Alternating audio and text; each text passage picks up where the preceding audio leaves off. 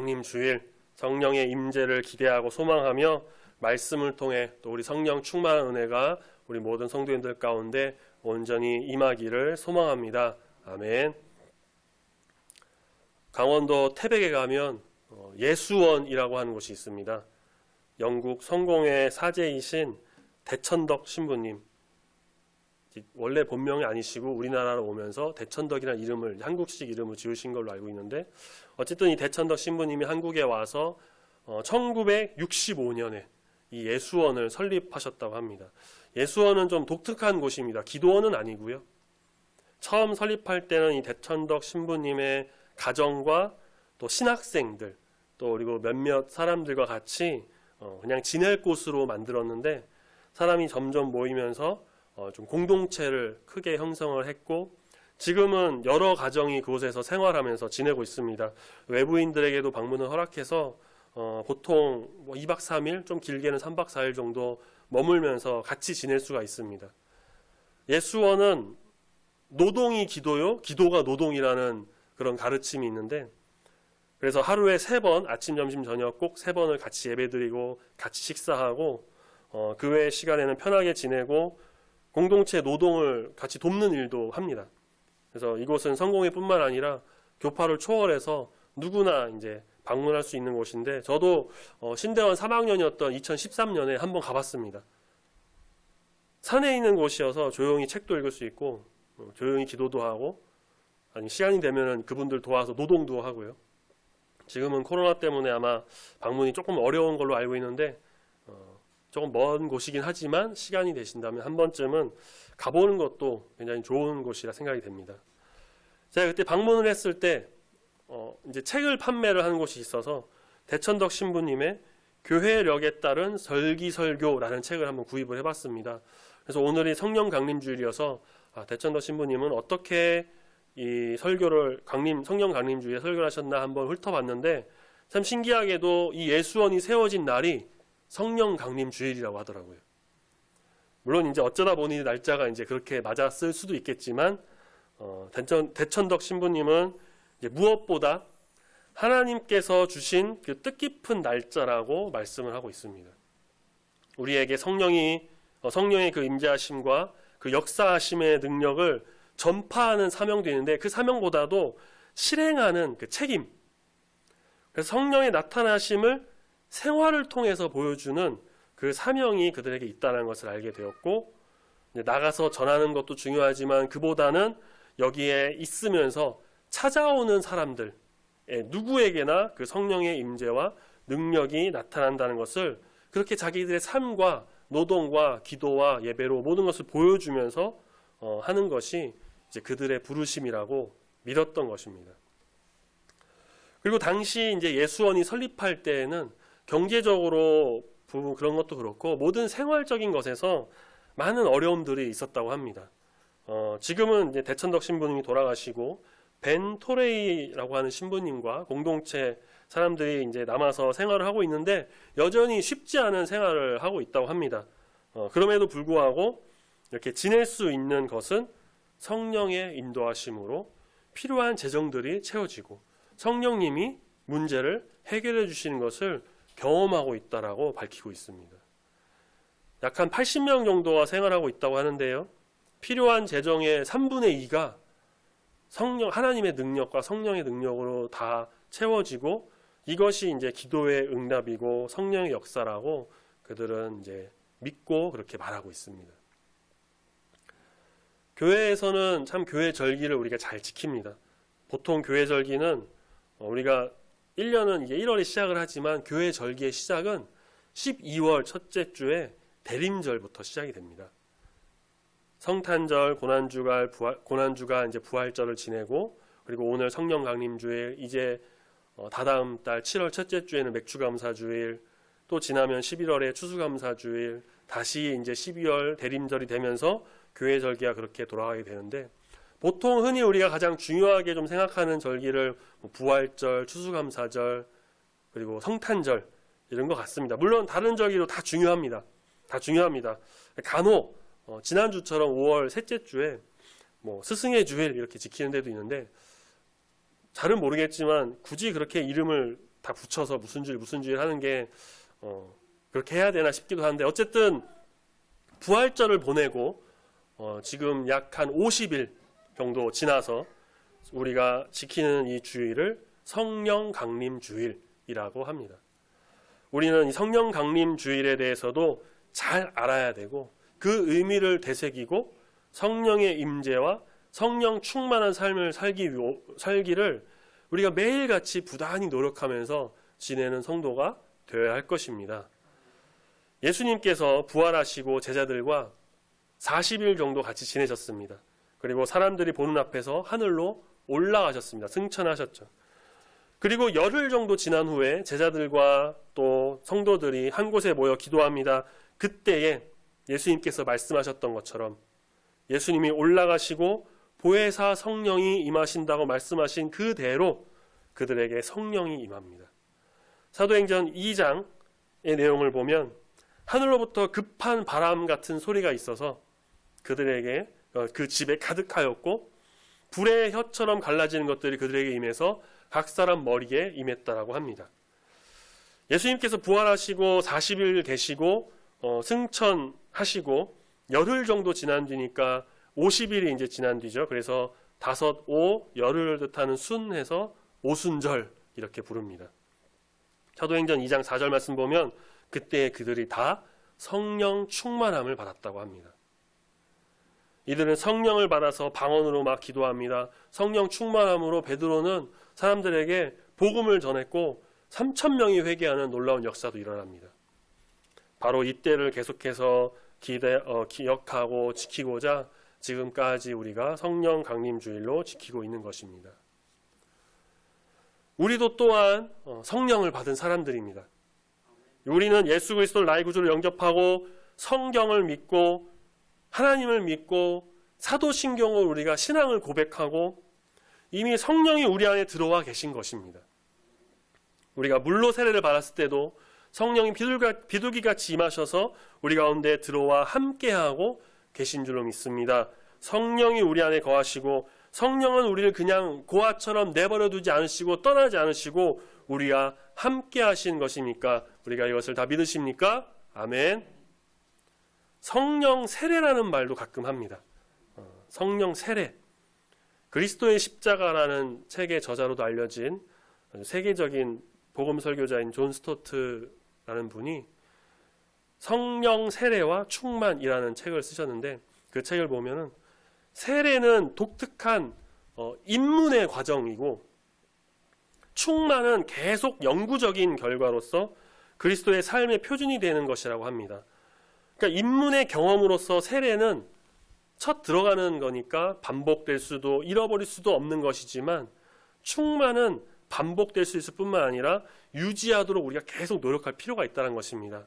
다시 말해 이 성령 세례라는 것은 우리가 일생에 한 번 경험하는 것인데, 내가 구주를 영접했을 때 혹은 물로 세례를 받았을 때에 그때 임하신 성령이 지금도 나와 함께 하시는 것이고, 그래서 이제 다시 성령을 받는다거나 다시 성령 세례를 받는다거나 하는 것이 아니라 이제는 성령 충만함을 간구하면서 내 안에 성령이 충만하도록 우리가 부단히 노력을 해야 된다는 것입니다. 그런데 간혹 보면은 이제 자꾸 성령 받으라 그래요. 성령 받으라는 찬양도 있는 거 아시죠? 저도 부교육자로 있을 때 교회에서 많이 불렀던 찬양인데 처음에는 잘 몰랐는데 계속 찬양을 부르고 또 이제 말씀을 보면서 느꼈던 것이 조금 느낌이 이상한 거예요. 왜냐하면 성령을 받으라고 하는데, 물론 이제 교회에 나온 지 얼마 안 되신 분이나 불신자, 소신자분들은 그럴 수도 있겠지만, 우리가 이미 하나님을 믿고 성령을 받고 성령이 내 안에 계시고 그런데 계속 성령 받으라라고 하는 것이 맞는 말인가 싶기도 하더라고요. 그래요. 이거는 이제 찬양이니까 우리가 그렇게 부르고 말은 성령 받으라고 하지만 그 의미에는 성령 충만함이 이제 있는 것으로 받아들이면 되니까 우리가 큰 문제는 없는 것 같습니다. 그런데 문제가 되는 건 뭐냐면, 어떤 사람들은 마치 자신이 성령님을 이렇게 마음대로 다루는 것처럼 자기 수하에 부리는 수속처럼 생각해서 집회나 예배에서 사람들에게 막 성령을 받으라고 하면 성령을 나눠준다는 그런 일이 있다는 거예요. 성령님이 무슨 야구공인 것처럼 막 이렇게 하고, 자, 성령님 갑니다, 준비하시고 받으세요 하는 그런 사람들이 있다는 거예요. 실제로 성령님이 그렇게 사람이 마음대로 가라면 가고 오라면 오고 그런 분일까요? 성령님이 그냥 내 마음대로 내가 하라는 대로 움직이고 그런 부와 같은 존재일까? 우리가 저녁 예배 시간에 소요리 문답을 계속해서 보는데, 지난주부터 이제 조직신학의 구원론 혹은 성령론과 관련된 부분을 문답을 들어갔습니다. 성령님에 대해서 우리가 제대로 알지 못하고 이해하지 못한다면 우리의 신앙생활은 흐트러질 것이고 무너지게 될 수가 있습니다.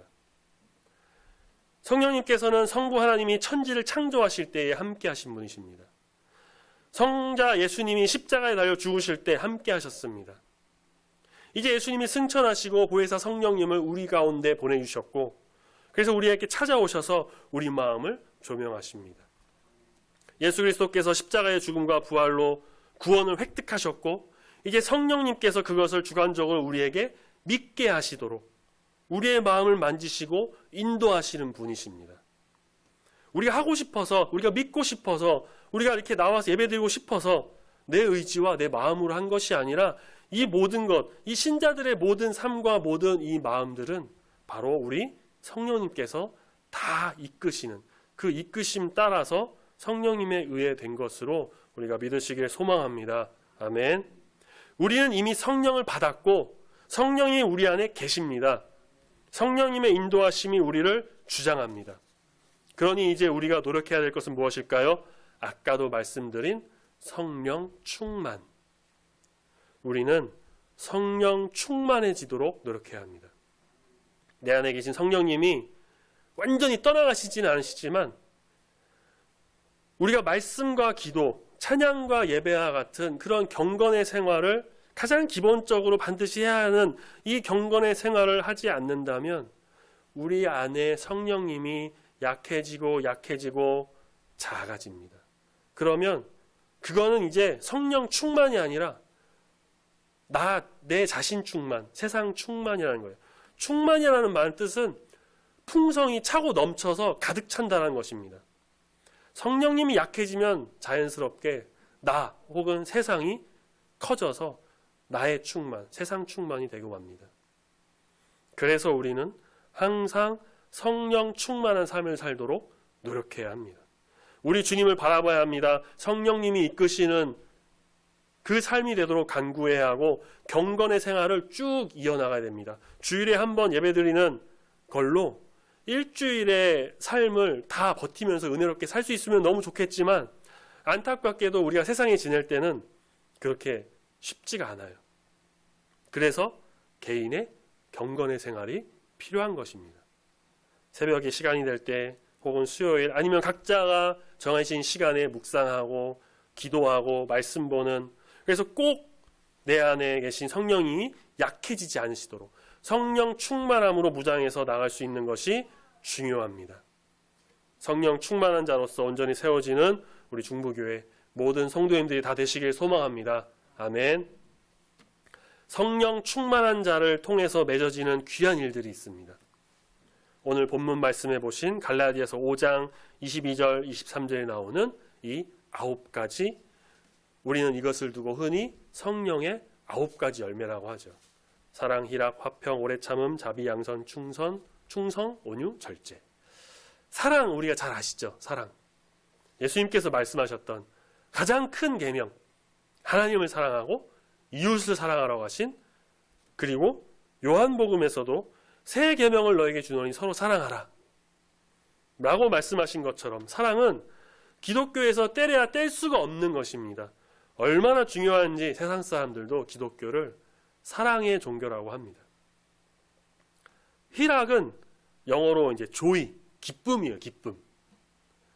그래서 우리는 주 안에서 항상 기쁜 마음으로 사람을 대할 때도 기쁘게, 그리고 하나님을 기쁘시게 하는 자가 되어야 합니다.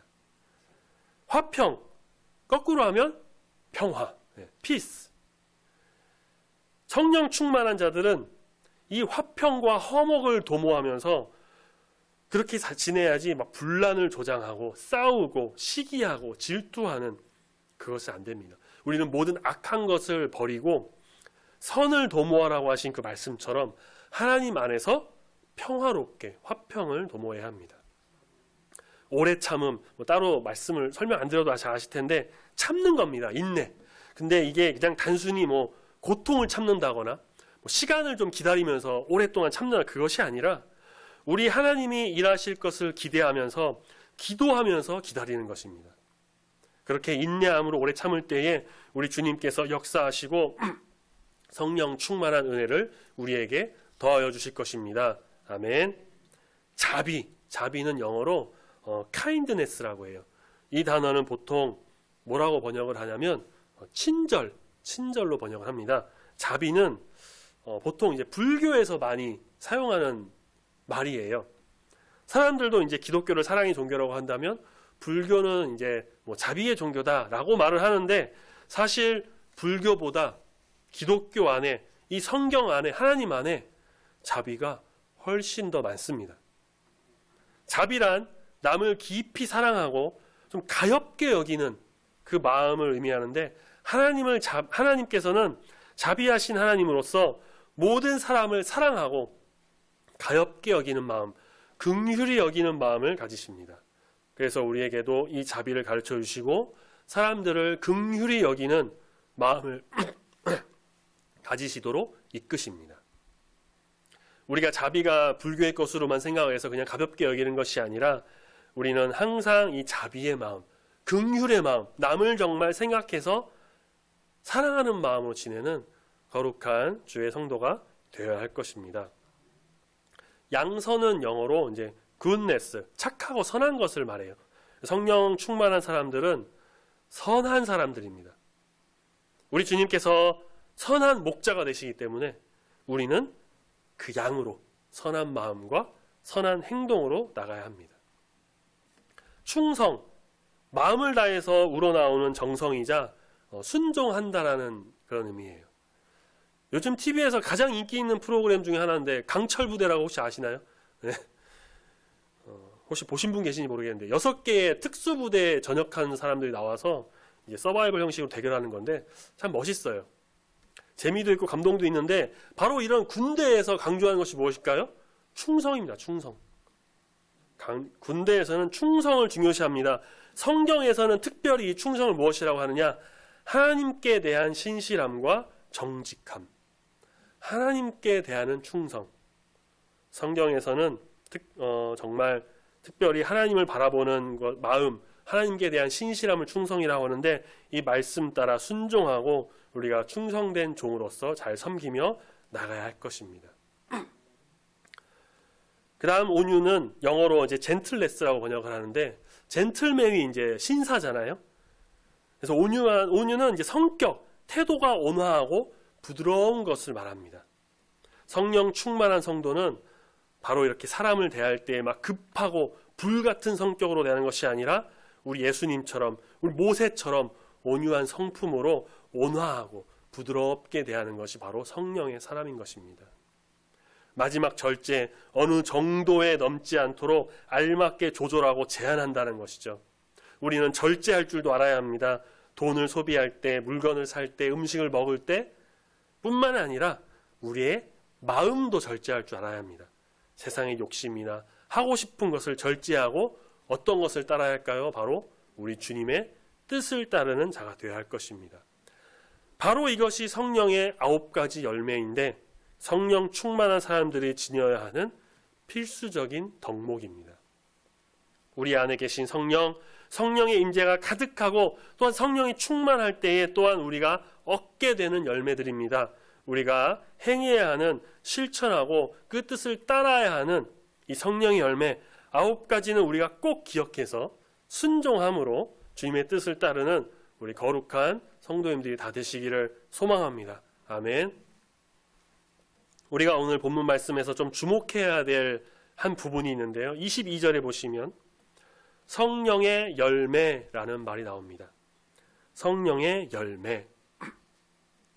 뒤에는 항목이 9가지가 있습니다. 그렇게 되면은 단수가 아니라 복수, 다시 말해서 성령의 열매는이 아니라 성령의 열매들은 하면서 그렇게 복수로 표현하는 것이 아닌가 하는 생각이 들어요. 그래서 좀 자세히 보기 위해 영어 성경을 봤는데 The fruit of the Spirit 단수로 표현했습니다. fruit 하면서 하나. 9가지 복수로 표현하려면 fruits of the Spirit 하면서 복수로 써야 되는데 단수로 썼다는 거죠. 좀 더 자세히 알기 위해서 신약 성경 원어 헬라어 성경을 보면 되는데 사실 저도 헬라어는 전문가가 아니라 잘 모르지만 제가 신대원 때 헬라어 수업을 들으면서 교수님이 하셨던 말씀은 이 말씀에 대해서 한번 설명해 준 적이 있는데 갈라디아서 5장 22절에 사용된 이 성령의 열매는 헬라어 원어 역시 단수로 쓰고 있다라고 말씀하셨습니다. 성령의 열매가 단수라면 하나여야 되는데 지금 9개나 나오고 있죠. 이전에 성경에서 여러 가지 항목을 열거할 때 열거해서 기록할 때는 그 순서가 좀 중요하다라고 제가 말씀드린 적이 있습니다. 성령의 9가지 열매, 우리가 보면은 가장 처음에 나오는 열매가 어떤 것입니까? 사랑입니다. 사랑.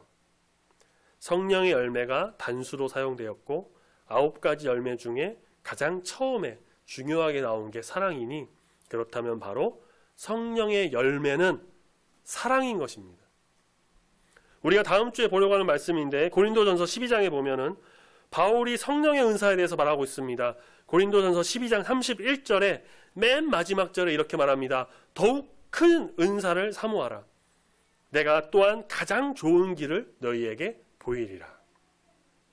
맨 마지막 절에 더욱 큰 은사를 이제 설명한다고 은사를 사모하라고 했는데 그 앞에 쭉 설명했던 여러 은사들 중에서 그럼 가장 큰 은사가 무엇일까? 바울이 말하고 보여주고 싶은 가장 좋은 길은 무엇일까? 그 뒤에 이어지는 고린도전서 13장, 우리가 흔히 사랑장이라고 부르는 가장 큰 은사이자 가장 좋은 길은 바로 사랑인 것입니다. 사랑 뒤에 나오는 희락, 화평, 오래 참음 같은 것들은 그럼 큰 의미가 없는 부속품일까요? 아닙니다. 성령의 열매로 사랑을 맺으면 그 뒤에 이어지는 모든 것들도 우리가 맺을 수가 있게 되는 것입니다. 우리 주보 교동문 밑에 있는 작은 글을 한번 같이 좀 보겠습니다. 주보를 한번 보시면 교동문 밑에 작은 글이 있습니다. 제가 한번 읽어드리겠습니다. 성령의 열매는 사랑의 서로 다른 얼굴들이다. 희락은 기뻐하는 사랑이요, 화평은 안식하는 사랑이요, 오래 참음은 견디는 사랑이요, 양선은 예의 바른 사랑이요, 자비는 행동하는 사랑이요, 충성은 신뢰하는 사랑이요, 온유는 양보하는 사랑이요, 절제는 자기를 사랑하는 사랑이다.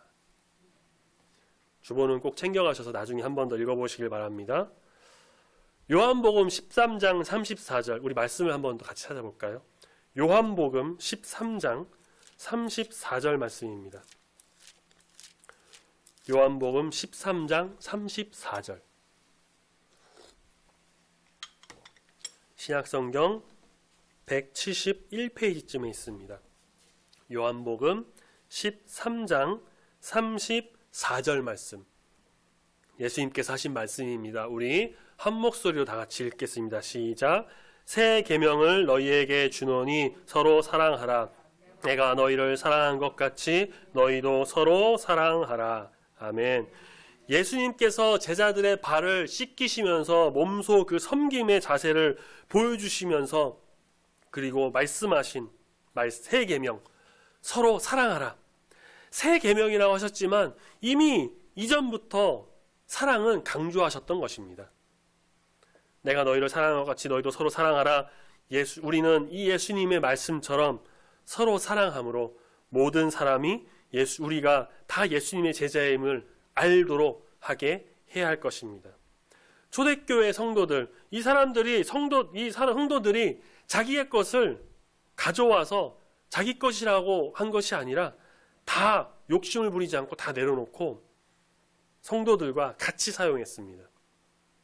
사도행전 4장 37절에 보면 바나바는 바울과 같이 사역을 떠났던 바나바는 밭이 있었는데 그걸 다 팔아서 사도들의 발 앞에 내려놓고 모든 성도들이 같이 다 쓸 수 있도록 했습니다. 어려운 사람들이 없도록 도왔습니다. 정말 이거는 쉬운 일이 아닙니다. 내 소유, 내 재산, 내 모든 것을 다 팔아서 교회에 가져와서 모든 성도가 다 같이 사용하고 어려운 사람을 위해서 돕고 그렇게 한다는 거 결코 쉬운 일 아닙니다. 어떻게 초대교회는 이것이 가능했을까요? 그들에게 성령이 임하고 성령 세례를 받아 성령의 마음에 충만해졌을 때 이들은 단순히 그냥 방언으로 기도만 하고 그랬던 것이 아니라 마음이 변화되고 바로 이렇게 행했던 것입니다.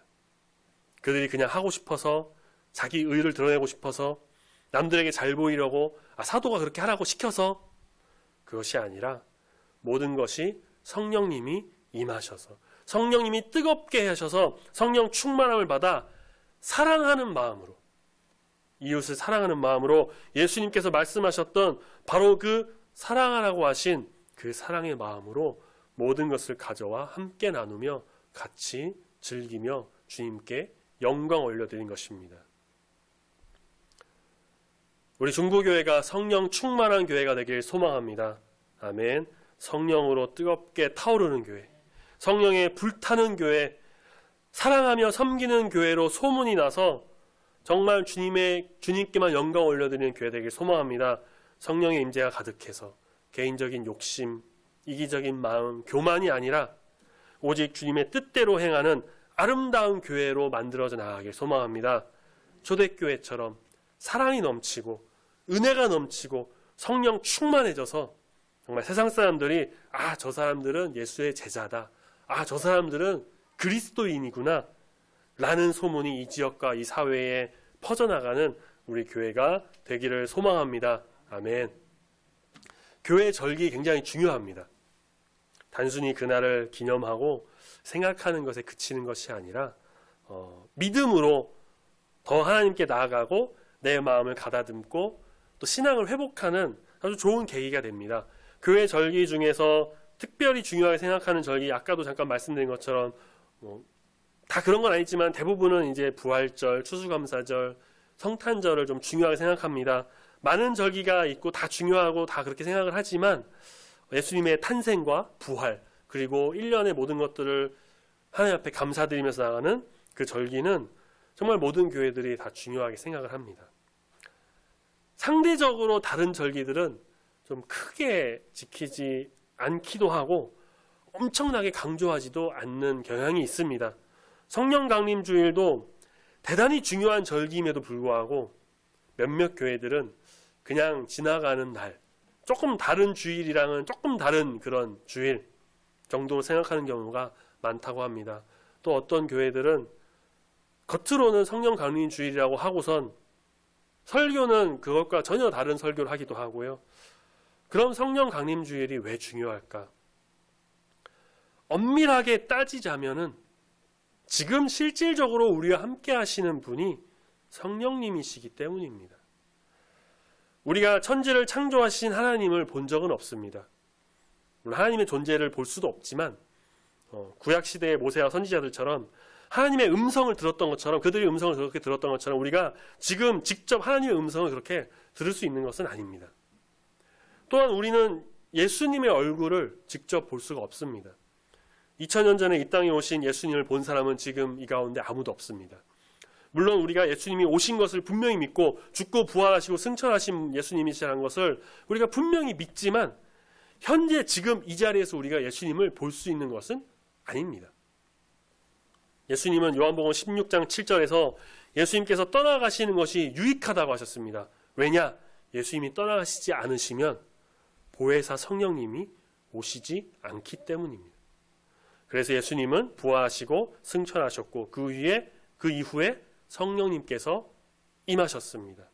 그래서 엄밀하게 따지자면 지금 실질적으로 우리 안에 내주하고 계시고 함께 하시고 모든 것을 조명하셔서 우리를 구원의 길로 이끄시고 우리의 삶을 이끄시는 분은 성령 하나님이십니다.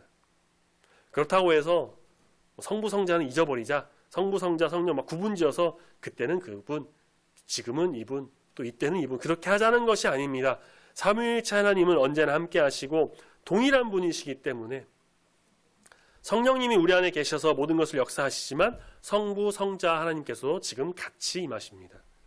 단지 그 위격에 고유한 사역이 있고 담당하시는 것이 다르기 때문에 그렇게 설명을 드린 것입니다. 우리는 이미 성령을 받은 사람들입니다. 초대교회 사도들과 성도들에게 임했고 그들에게 임한 것만이 아니라 지금 우리에게도 임하셔서 우리 마음에 성령이 함께 하십니다. 아멘. 이제 우리는 성령 충만한 삶을 간구하며 살아가야 합니다. 내 안에 성령이 약해지지 않도록 내 마음의 자리에서 성령님이 작아지고 작아져서 요만하게 되지 않으시도록 성령이 가득 차서 성령으로 인해서 살아가는 인생이 되도록 해야 합니다. 가득 차서 차고 넘쳐 흘러서 풍만해진 상태가 되도록 밥을 많이 먹어서 막 가득 차고 넘쳐 흐를 정도면 체하고 배가 아파서 화장실 들어가고 병원 가지만 성령님은 넘쳐 흘러도 됩니다. 그게 더 좋아요. 막 가득 차고 넘쳐 흘러서 내 안에 성령이 막 넘쳐 흘러서 다른 사람들에게도 성령님이 전해지도록. 지난주 우리 말씀 봤던 것처럼 우리 안에 있는 예수의 흔적이 다른 사람들에게도 생기도록 하는 것이 필요합니다. 부교육자로 사역하면서 중고등부 아이들과 청년들에게 정말 거의 매주 만날 때마다 매번 강조했던 것이 뭐냐면 매일 경건의 생활을 잘하자. 기도하고 말씀 보는 거, 큐티하는 거, 묵상하는 거. 청년들 같은 경우는 새벽 예배도 좀 나와라. 주중에 수요 예배, 금요 예배 같은 것도 나와서 예배드리. 왜냐하면 나 자신이 하나님 앞에 바로 서도록 성령 충만한 살도록 온전히 그렇게 살아가도록 노력하는 것이 너무나도 중요하기 때문입니다. 우리는 공중의 권세 잡은 자가 판치는 이 세상에서 살아갑니다. 세상의 유혹, 나태함, 교만이 매일 와요. 그래서 우리가 조금만 소홀해지면 성령 충만한 삶이 되지 않기 때문입니다. 그래서 항상 이걸 염두에 두고 말씀과 기도로 무장해야 합니다. 찬양과 예배드리는 삶을 살아야 합니다. 성령님이 함께 하시는 삶. 가장 기본이 되기 때문에 그걸 누가 몰라 라고 할 수 있지만 이 기본부터 철저히 지키는 것이 너무 중요합니다. 손흥민 선수가 왜 그렇게 축구를 잘하는지 아시나요? 그 아버지 손흥정 씨가 어렸을 때부터 그 기본기를 아주 엄격하게 가르쳤고 매일 그것만 했고 훈련하기 전에는 그 기본기 안 하면 훈련을 진행하지 않았다고 해요. 이미 세계적인 선수가 되었음에도 불구하고 지금도 항상 기본기를 연습하고 훈련을 한다고 합니다. 그만큼 기본은 중요합니다. 건물을 지을 때 기본 뼈대로 제대로 하지 않으면 금방 무너지게 되는 것처럼 기본은 소홀히 생각하는 것이 아니라 기본이기 때문에 우리가 더욱더 철저하게 지켜야 합니다. 그렇게 우리가 경건의 생활로 인해서 또한 이렇게 예배드리고 온 마음과 정성을 다해 주임으로 나감으로 인해서 성령 충만한 자로서의 삶을 살게 된다면 우리 안에 성령의 열매, 사랑을 비롯한 이 9가지 열매가 우리 안에 크게 맺어져서 잘 맺어져서 이 모든 것을 실천하고 행하여 우리 주님께만 우리 하나님께만 온전히 영광 올려드리는 참된 그리스도인 성도로서의 삶을 살게 될 줄로 믿습니다. 아멘. 모든 일에 있어 성령의 인도하심 따라 성령 충만한 삶을 살아감으로 인해 성령의 사람으로 우리의 인생을 살아가는 여기 모인 우리 모든 성도님들 다 되시기를 소망합니다. 아멘. 기도하겠습니다.